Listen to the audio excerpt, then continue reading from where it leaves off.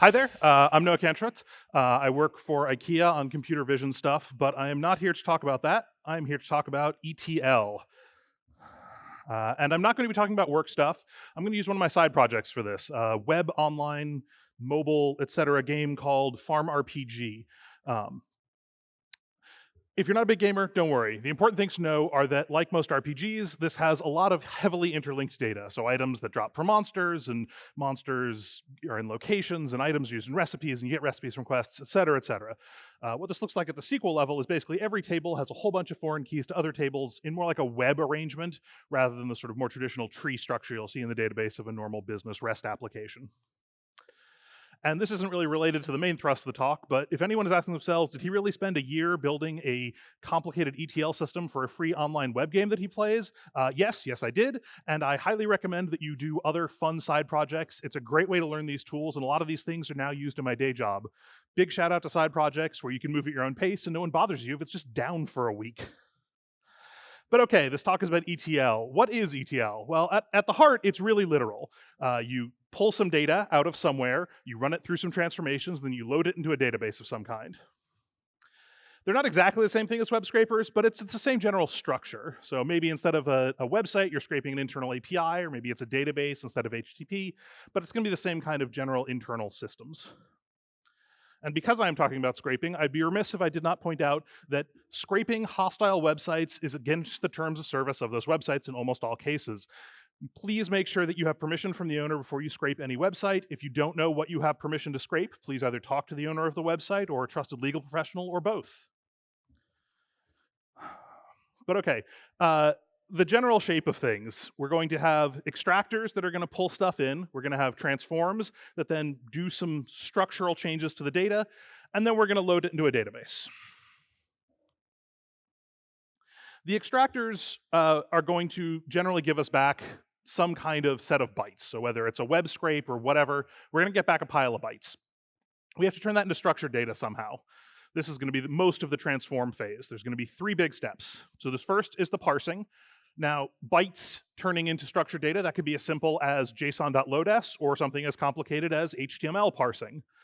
Then usually the second step of a transform is we're going to have to move some data around, reshape it into something that'll match the queries we're going to run later. Now, this could be something fancy like SQL normalization or denormalization, or more commonly, the more mundane version, renaming fields, changing variable types, like parsing a string to an integer, things like that. And then optionally, we can deal with aggregations. Now, there's 2 main ways that we could deal with aggregations. In the real ETL world, there's a third way, which is these huge, complex, system-spanning tools, stuff like Spark.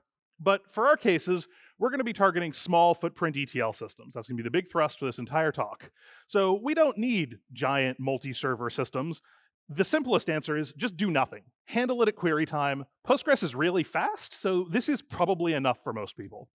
But maybe you do want to pre-calculate them. You're going to reuse the same aggregates multiple times. You want to check the history of the aggregates, something like that. So as a sort of last step in our transform, we can make the aggregate and then store it back into the database during the load phase. Loading as a phase in Django is so simple that we don't normally think of it as a phase. We chuck some data at the ORM, it ends up in the database. End of problem. Maybe if we get really fancy, we'll want to use Django REST framework. We'll talk a little bit more and show some examples of that later, but really, in general, this isn't a thing you need to worry about. We have a whole suite of tools and we all know how to use them. All right, most of this talk, I'm going to be talking about async. Async in Django has been a long journey, and that journey is not quite over yet, but a core thing to take away is that async Django is good, and you can and should use it for real things in production. There are some limitations, and we'll talk about that in the ORM later, but sort of the top line thing, async in Django is good. Why am I going to be doing this all in async Django? I want a small system. And one of the great things about doing this in async Django is I can keep everything in one service. I can have all of my stuff in one box, one code base, one running thing. One of the more well-deserved pieces of big, complex ETL systems is they're very finicky creatures.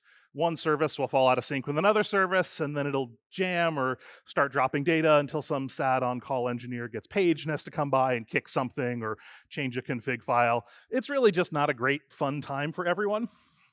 By keeping things this simple, We've reduced the number of places that things can fail, and when they do fail, we have simpler answers. We've only got 2 services, Django and Postgres. Restart one or both of them, and we're back in business. Also, being inside just one box means that we have better portability. We can move things between deployment tools, infrastructure services, and it's much easier to run for local development. If you've ever tried to run a big complex Spark system on your local laptop, I am sorry. The hip thing for many years has been microservice everything. Microservice, microservice, microservice.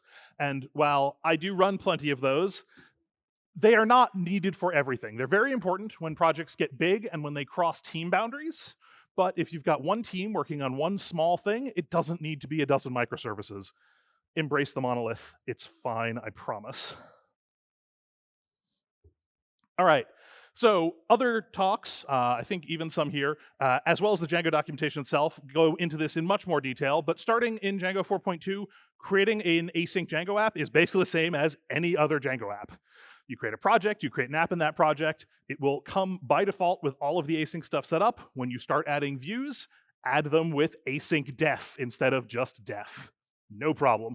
All the default middleware is async compatible, so you don't even need to think about middleware until you start adding custom stuff. Most major community projects are also async compatible, so no worries. If you have middleware that is not async compatible, Django will automatically adapt it for you, although at a performance cost. One thing Django doesn't currently include is a async compatible web server. So I prefer Unicorn, mostly because it comes with this -- reload option. It gives me the same reload on change workflow as the standard develop server, but you can also use the same one for production. You just tweak some config options and you're good to go.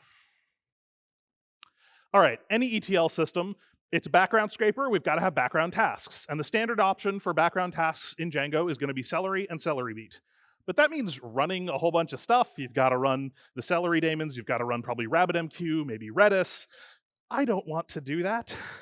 There are some smaller options. So sort of the next level down is custom management commands and cron, either normal cron or Kubernetes cron or whatever you've got. But we can go even smaller. One of the benefits of async is that we can just spawn stuff inside our application. Now, before you could do this with threads. This isn't completely new, but Python and threads, it doesn't always go super well. They can start competing with each other for resources and things like that. But with async, we don't have to worry about any of that. We can just make a function, it'll sit in a loop, it'll call it, and then it'll sleep, repeat forever. This is the basics of any scraper, any load phase in ETL, or extract phase in ETL parlance. The easiest way to do this in Django is the ready hook in app configs. So that is a synchronous function that is called during the loading process when Django gets to your app and says, okay, get everything all set up. So we can take that function that we just wrote and we want to spawn it off into the background. So it'll just sit and loop, and every, say, 30 seconds, it'll run that function. Create task does exactly this for us. So it will continue running synchronously. Django will carry on initializing. Create task doesn't block. It just spawns this in the background, kind of as if it were a thread, but with no actual threads involved. But okay, we do need to talk about some of the downsides of this approach. With Celery and RabbitMQ, we've got a much more durable system. If the task is accepted by the queue, it's definitely going to run at least once. If we're doing this all just in memory, well, what if the task crashes? It's just gone. Tough. Okay, we can add some exception handling. We can add some retries. What are the process crashes? Again, the task is just gone. But for ETL systems in particular, this is usually fine. We're going to run this every 5 minutes, every hour, whatever it is. We missed 1 hour, we'll pick up the data in the next hour. As long as you are scraping more than 1 hour at a time every hour, you've got a built-in buffer for failure. Not everything can be handled that way, so you do sometimes need to think about your failure modes. We can do tracking in the database. We'll see an example of that in a second. But in general, make sure that you are thinking about what will happen if this task crashes or if my process crashes. So this idea of modeling for failure, let's say we want to send an email using async stuff. This isn't really ETL specific, but just as an example. We want to send an email in the background. We could write a Celery task for that. I literally have one of those in my production application. But if we write just an async task for send email and the process crashes while it's halfway through, that email just vanishes. What we could do instead is to make a database table for emails that are pending to send out with a either Boolean for has the sent out, or we can just delete them when they're sent. that gives us a much more convergent approach. So we'll just keep trying every 10 minutes. We'll check what emails need to be sent. If there are any that are pending, we will try them again.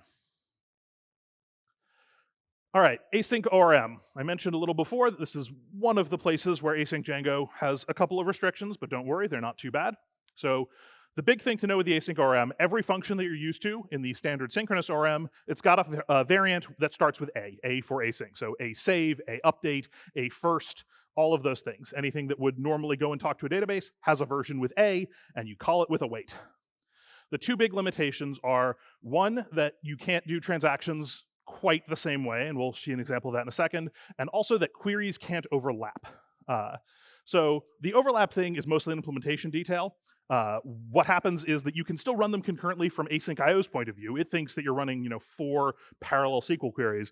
Internally inside Django, those are actually run on a background thread, and they only run one at a time. So you can still write code like that, but just understand that you won't get any performance benefits from concurrent SQL queries yet.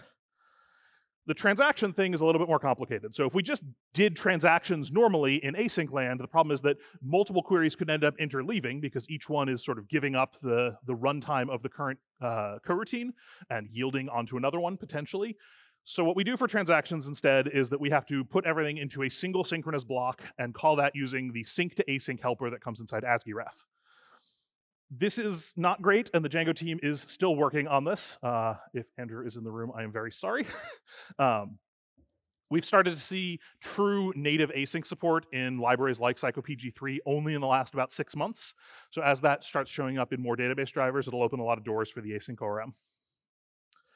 All right, but we don't just want to talk to databases. The most common thing that you're going to see in an extractor is HTTP. My recommendation is HTTPX. So it's very familiar to anyone that has ever used requests before, but supports async. It's also got great testing support via a library called respex. There's another library, AIO HTTP, that is also available. It's a little faster in terms of raw HTTP performance, but it doesn't support HTTP2, which kind of cancels out that benefit. But in either case, unlike the Django ORM, both of these can fully overlap requests. Although, make sure if you're doing that you do not accidentally overload the server on the other side. Ask me why I know. All right, showing code on the screen can be a little bit fraught, but let's try and look at some examples from my case study project. So this is going to be the simplest ETL, and I have a bunch of these running right now. We call an HTTP, and then we put it in the database, we repeat, everything is happy. This is going to be the sort of platonic ideal of a Django small form ETL. We combine this with that looping call helper that we saw before to run this every hour or every 5 minutes or whatever we need. And we've got ourselves an ETL server, but maybe this isn't enough for you. One of the sort of next levels up is foreign key support. So we've got, like I mentioned at the beginning, I'm not just scraping one API endpoint, I'm scraping 4 or 5, and they're all interlinked. Now, some of those give me a true primary key, so I can just use them directly, no problem. But in a lot of cases, you get a symbolic primary key. I'll get the name of the related object. But no problem, because this ETL isn't built out of the config files of a dozen microservices, we can just write some code.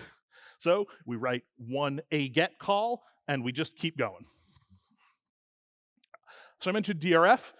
This is the sort of next level up of complexity. DRF serializers are great in this use case if you're getting a single call that returns you sort of big, deeply nested data that crosses multiple tables. You can use DRF's nested serializers to deserialize out everything all at once. Now, DRF doesn't natively support async, and you'll probably run into other Django libraries that don't, but this is just an example. Sync to async has us covered no matter what. It can take any synchronous Django function and make it async compatible, no problem. But okay, that looping call helper, we can define everything in the ready functions in all of our apps. That gets a little bit old. Maybe we want to do something more like Celery's task decorator. Django has a helper method for this called autoDiscoverModules. So it takes the name of a module and you give it an object containing an attribute called _registry. It must be exactly called _registry. You don't get to pick that. But you just put it wherever you want, and you can write a small decorator that just adds things to that global registry. You call autoDiscoverModules with the submodule within each app that it should look for, and you've got yourself an equivalent to Celery's task decorator. And sort of another level up of complexity towards Celery or Celery Beat. What if we don't just want to run things every hour? We want more sort of cron-like scheduling. There's a great library for this called Chronitor. It'll handle all of the complex math. All you have to do is track when each task was last run. You can do it in a database or in an in-memory structure or in a file on disk, whatever you need. And Chronitor will tell you when it should next be run. So check if that time is ahead of now and run it. So we end up with one loop that should run, say, once a minute or once a second, checks all of these, no more problems. So this is an example of my actual cron loop. This does a slight bit more complexity in that it checks to make sure that the previous task has actually finished, so I don't stack up tasks if they take longer than the interval. And then inside that, it just does the math with Chronitor, and that's all we really need. Yes, this is duplicating code that Celery Beat or real cron would get you for free, but as you can see, this is like 10 lines of code, and it dramatically cuts down on the operational complexity of the system. Another great use for ETL systems is tracking history. So there was a talk yesterday on PG history, so if you didn't see it, you'll have to watch the video. But it is great for this. It's implemented using database level triggers, so there's no need to worry about Django signals or major performance impacts. Make sure you do exclude anything that is really commonly changed, because if you are scraping every, say, 60 seconds, and it changes every 60 seconds, your history tables get really big really fast. Again, ask me why I know. Another really common use case for ETL things is an incremental load. So, we only want to get the things that have changed since the last time we scraped. Sometimes this is going to be ID value, sometimes it'll be a mod time. But again, this isn't a config file, this is code, so we can just write a couple lines of ORM stuff, no problem, really easy to implement. Big complex things, again, like Spark, they do these DAG runners, so you can have multiple reusable stages in a big graph of steps. We can do that too, and it doesn't need to be nearly as complicated because, again, we can just write a couple lines of code using standard async IO stuff. All right, technically ETL only covers the data ingestion, and I don't have very long because we lost a little bit of time at the beginning, but you probably want to query that data or you wouldn't be gathering it. Now, the simplest way to query it would just be SQL, but that's boring, so let's talk about something more fun. I'm going to talk about GraphQL really quickly, but first a warning, GraphQL does not scale. There was a talk right before this on writing high-performance GraphQL, so I haven't actually seen that because I was practicing my talk, but just in general, GraphQL gets harder and harder to implement as your data set gets larger and larger. If your stuff is very cacheable, that might be fine, but otherwise beware the dragons. So why use it at all then? Because it lets me really quickly run generic queries against nested data. And again, I've got highly interlinked data, so I may want to query 4 or 5 tables. This is an example of querying across 3 tables. So this is items, quests, and a many-to-many table through them, and I can express that all in a single query. The best tool I know of for this in Django is Strawberry. The core Strawberry library does the sort of data flow stuff, and then there's a Strawberry Django library for helping get data from the ORM. It does stuff like you can automatically infer field types based on the Django models, and these work really well with static site generators. How am I doing on time? I can't see my clock. Okay, we are out of time, so I'm going to skip through the rest of this. Thank you very much.